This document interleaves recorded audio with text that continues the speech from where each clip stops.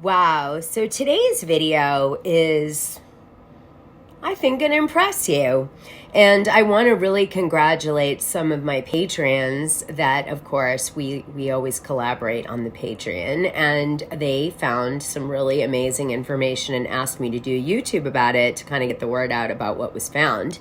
So here I am doing my part. And really what happened was one of my, like I said, amazing patrons found a case, Girardi versus San Rafael Homeowners Association. And this case was in, centers around robberies that occurred in Erika, Jayne Girardi, and Tom Girardi's house in Pasadena in 2007 timeframe. But the case itself happened in 2012. Here's the story. The Girardis own and live in a home in the Alta San Rafael Common Interest Development. The houses in the development are located along a 3 to 4 mile hilly roadway. There are several streetlights along the roadway, but most of them were not operational at the time of the events here. There are gates at the access points to the roadway. There were neither guards nor cameras at the gates at the time relevant to this lawsuit. The gates, which are manual, are always open, although the board of directors of the association approved funding to repair, upgrade, and possibly motorize the gates in early 2007. The board subsequently was informed by representatives from the city of Pasadena that construction of motorized gates would violate its zoning codes and that it was unlikely that the city would grant a variance. The board was also informed that several members of the association, a neighborhood owners association, and the Pasadena police and fire departments opposed the construction of motorized gates.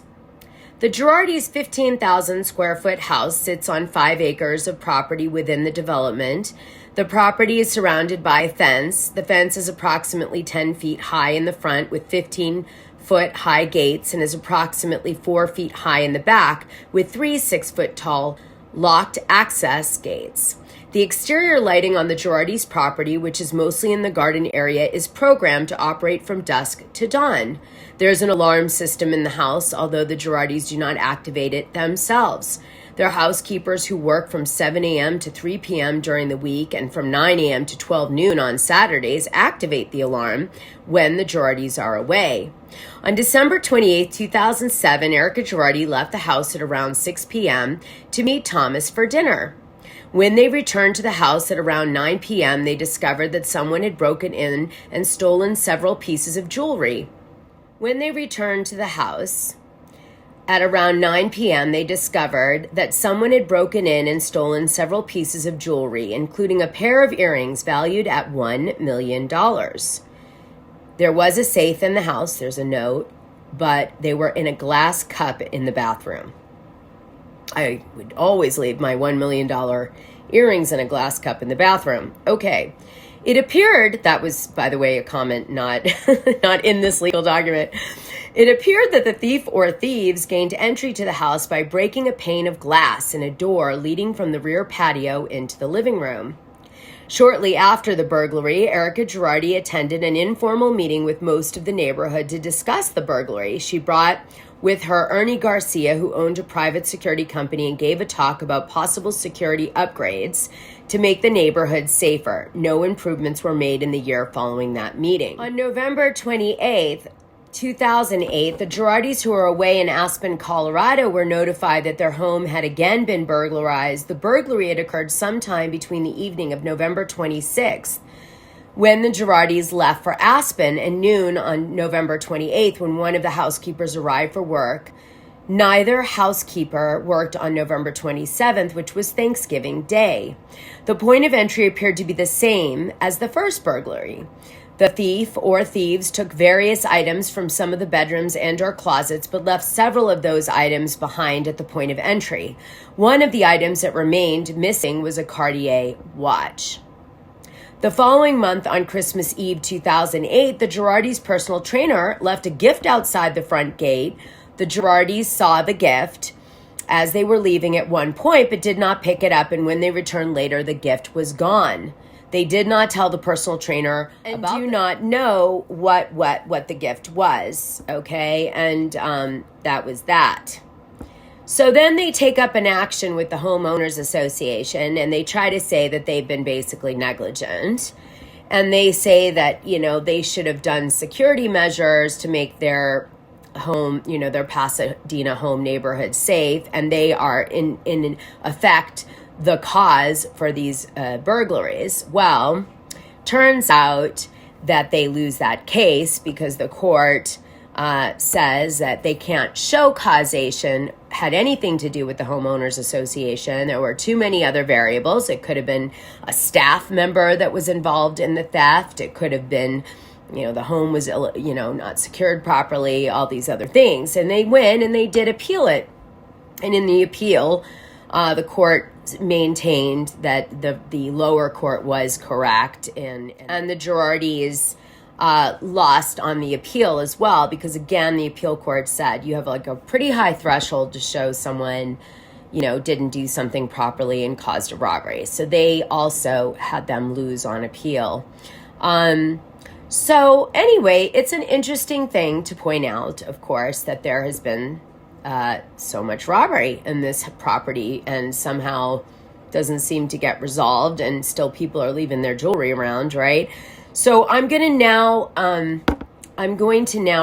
play you something, my loves. Now I'm going to play you something that was on Marie Claire. Now I think you guys have probably heard this before, but let's do it with the other information in mind.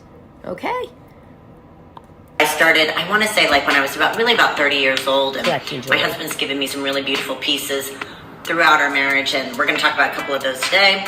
Some that were burglarized along the way but came back to me, so it was great. And then a piece that a dear friend of mine bought for my birthday, and a piece that I bought for myself.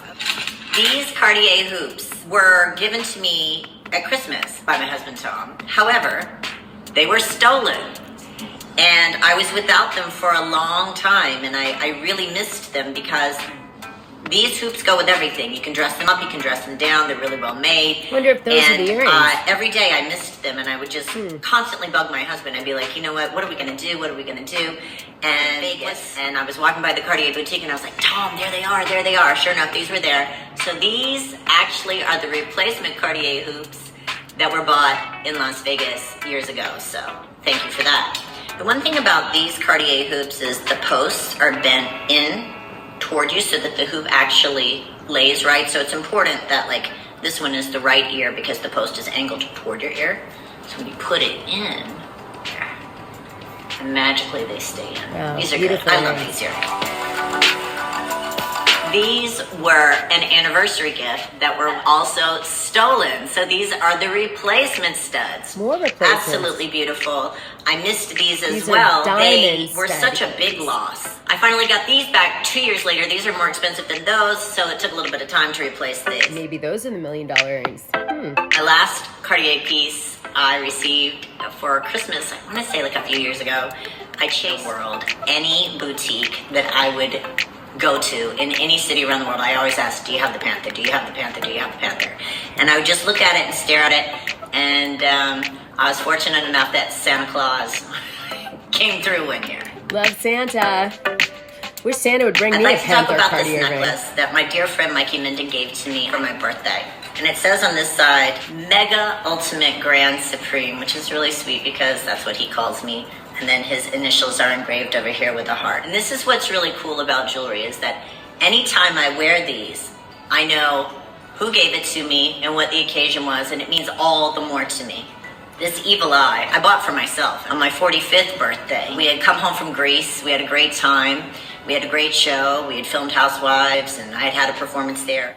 It's interesting that she has such a great memory of all of her jewelry and who gave it to her. It's so sentimental. She says it herself, but yet I don't feel like she's got that same memory in the last 2 years about everything she has in her inventory. I also have to point out that I don't think that evil eye that she got really worked. Okay, so some interesting information. Now, the trustee for Girardi Keith's estate on Tuesday, January 25th, 2022, filed a motion for order of turnover of personal property. It says notice of motion and motion for order for turnover of personal property, memorandum of points and authorities and declarations of Alyssa D. Miller, Daphne Mason, and Larry W. Gabriel. And it says pursuant 11 U.S.C. 542 to compel the defendant, Erika Girardi, to turn over to the trustee a pair of diamond earrings defendant Erika's now estranged husband, Thomas Girardi, purchased for $750,000. Diamond earrings for Erika with the funds from GK Client Trust Account. Client. Now, on March 7, 2007, Tom Girardi issued a check from the GK Client Trust Account payable to M&M Jewelers, the amount $750,000 for the purchase of diamond earrings. Then Tom Girardi canceled the theft. Tom wrote on the GK Razulin Trust Account RTA ledger that the check he used to buy the jewelry was, quote, cost item of the Razulin mass tort litigation, noting the payee to be M&M without further explanation. So he wrote the jewelry off as a cost on a case. Okay, now, so a few interesting things here. Number one, Tom bought the earrings with client funds, and then he wrote it off as a case cost. But I now believe, and so does my Patreon, that the earrings he bought in 2007 coincide with the robbery in the case that we read in the beginning of this video. And he may very well have gotten money from the insurance for the diamond earrings and then never bought them, and then bought them again with client funds. Now, this is all speculation, but it's pretty interesting, and it is a possibility. So in other words, he got a free pair of diamond earrings for $750,000. And it isn't a coincidence that, of course, he buys these earrings in 2007 when the robbery, of course, occurred with the diamond earrings, which I read you in the first part of this video. So that has got to be the same earrings that were stolen that was described in that case against the Homeowners Association.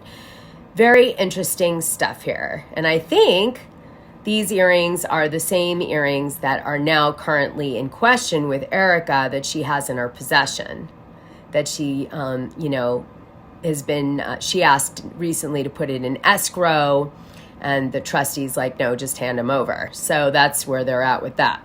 Okay, let me give you some more detail from the legal document.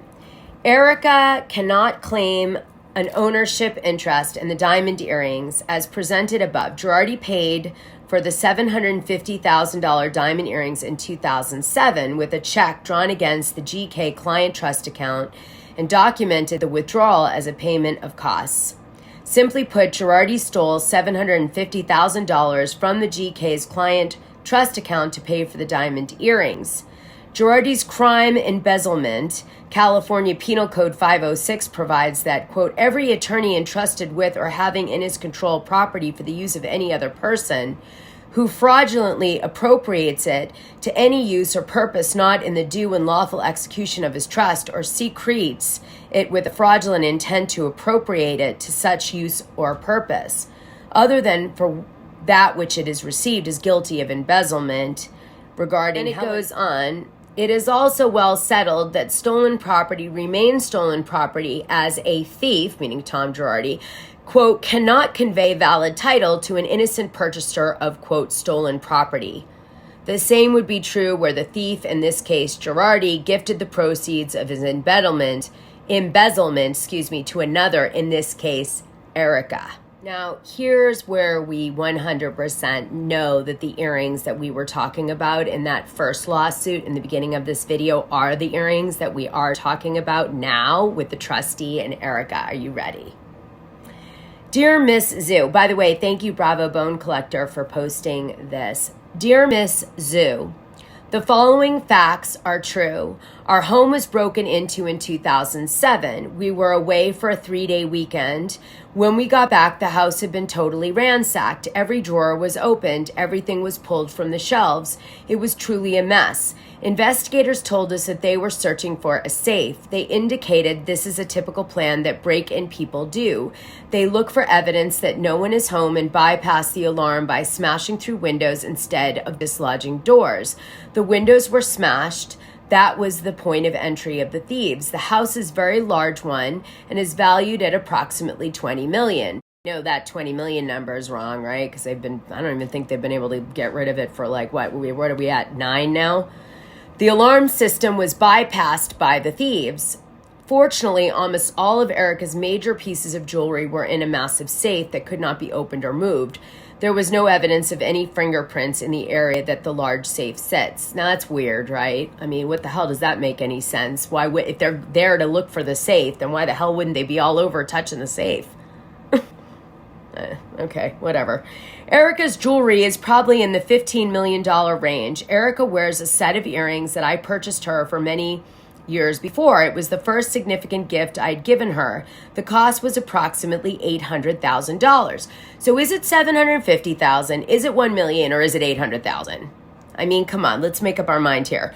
Those earrings were not in the safe, but rather in a little cup in her dressing room. Same one that I read in the first part of this video. If you have to go back, listen again to that if you need to. Yeah, all right. So the thieves took the earrings, 2 of my watches, 2 of her watches, and a bracelet. We replaced the bracelet, which was about $13,000. We did not replace the other articles. Although the home is insured, it does not have a jewelry block policy. In other words, there's no coverage for the items that were stolen. Okay, so we know that he didn't claim insurance, which is why he probably tried to sue the HOA. Obviously, this was a rather traumatic experience. I went to the same jeweler that procured the stolen earrings. I asked him to try to match them for size, clarity, etc. He did so. I paid him $750,000. I took the funds from my line of credit at Co-America. I have $19 million. Right. Well, he didn't take it from Co-America, did he? He took it from a client account, so that was also a lie. And originally they said those were worth $1 million, and now they're worth $750,000, so that's weird.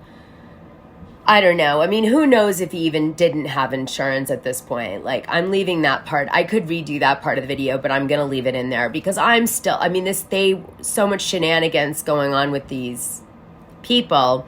I mean, just in this little, one little, pair of earrings, it's like, who knows if they even had insurance coverage? I'm sure, I mean, how could you have $1 million pair of earrings and not have insurance on it? It's ridiculous. It's ridiculous. And of course, the homeowner's policy isn't going to cover that. You take out special insurance at that level for that kind of jewelry. This makes no sense. And why would you leave $1 million pair of earrings in a glass cup on the sink? And by the way, I think the earrings are not the loop Cartier ones. I think they're the square ones in that Marie Claire video. I'll put a picture of them in a minute, the ones I think they are now. I do think she mentioned them in the Marie Claire video. I do think she mentioned, we're starting to get which earrings it is and what went down. But one thing's for sure, different valuations of these earrings have been made, $750,000, $800,000, $1 million. We don't the concept of a homeowner's policy covering them is ridiculous. You'd have separate insurance for the earrings. The fact that he's saying he didn't have insurance on $1 million earrings is very questionable. Let's assume that he didn't, which is beyond my belief system. The fact that she left them in a little cup on the sink is pretty hard to believe, given that there were $1 million. The fact there's no handprints on the safe, strange, when that's what their agenda, the cops said, was to go find. What else doesn't add up here? He bought the earrings with client money. Having all these robberies is unbelievable. And the fact they keep breaking in purportedly in the same way and they don't fix the issue. Like, okay, guys, I can't. This is ridiculous. I mean, this isn't just there's smoke. And so where there's smoke, there's fire. This is like there's, huge flames blowing in your face and you're just ignoring it. Oh, my goodness. Yeah, this is just... Erika needs to give these earrings up. That's all I have to say. She shouldn't be putting them in escrow. She should be just handing them over. And this is so questionable. This is so questionable. All right, you guys, let me know what you think about this. Holy moly. I hope I helped you guys have even more insight into these earrings, because it is a little confusing, but when you really get into the granularity and you stop and study all of these, materials that are around it, it really shows how questionable this whole these earrings was. This is just scandalous. Anyway, but I do want to call out that the trustee is saying that he embezzled money, that he's a thief, that these earrings were stolen, so this has gone from, just, Jay Edelson's, complaint, which is now being moved to California from, Illinois, about, the sham divorce and, using client funds and that, to another example of just ridiculous thievery, going unpunished. Unbelievable. But this is just the layer. I just can't believe he didn't have insurance on $1 million earrings, if indeed they really are worth $1 million. Okay, you guys, if you like my channel, like, subscribe, and hit the notification button. If you do, people will see it.